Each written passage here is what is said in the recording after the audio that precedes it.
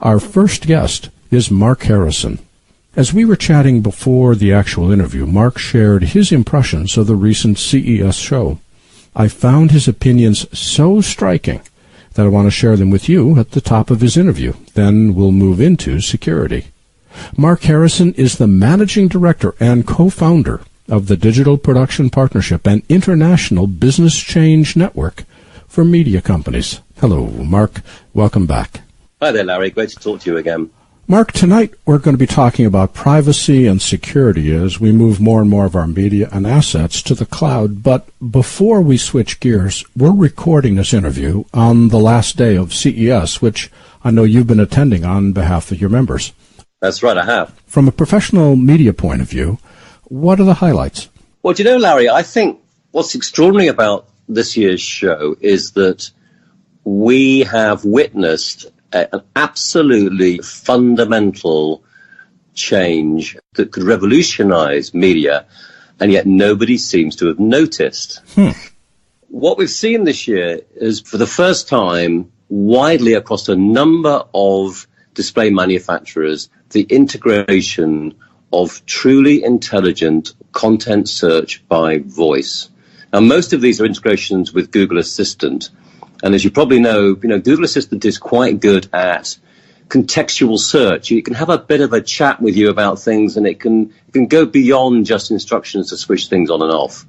So what we've seen demonstrations of this year has been the capability to search for content using voice. Now, why do I think that's so important? Although we've been talking for years about the challenges for content providers in keeping their own brands distinct in very crowded content contexts, once you have got search by voice, you can actually disintermediate them altogether. You're not searching now for what's on Netflix, you're just searching for a particular show. This would be very analogous to Google News, where Google News aggregates news from a variety of newspapers and news sources and delivers it in a single distribution format, which is a web browser. We're doing the exact same thing, except now we're searching for media, and it's delivering the media to us on a web browser. Yeah, that's exactly right. It's just like that. It's also very much like what happened in the music industry, of course, because who knows now what record label any particular album has been recorded on.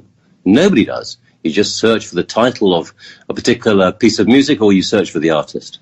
Well, that had a devastating effect on the music industry, and it's also had a devastating effect on the newspaper industry. Are you expecting the same kind of financial chaos in media? I think there will be certainly huge change, whether it becomes chaotic, whether the commercial models are transformed remains to be seen. It could be that the commercial models really shift, because it could, in time, put the commercial power back into the hands of the creatives, because the creatives can now go direct to the consumer, although I would have thought always by some kind of intermediary organizing platform of some kind. But, it's going to take a while. It's going to take several years. But if there is a Netflix killer on the horizon, it could look something like this. Well, clearly we're going to have to bring you back to talk about this in more detail in the future, but let's switch gears and talk now about media security. DPP recently held a conference. What was that about? We held a conference about security that was all about securing creativity. We wanted to lift the conversation up away from that normal one you tend to get in media, where everybody talks about the kind of threats we all now face with connected media, and then tends to kind of moan about the fact that creative people and producers are very difficult to police around security policies. We asked ourselves, since we are a creative industry, and the only reason we have security is to secure a creative industry, what will happen if we just take that a bit more seriously and actually talk to the creatives themselves about how they see this world and how they go about trying to ensure that their content remains safe. And what did you learn?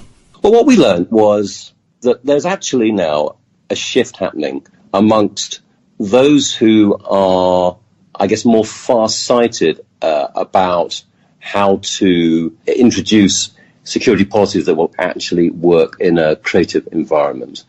What we heard from security experts and technologists was that they no longer regard people as the weakest link. They actually are starting to see them as the strongest link.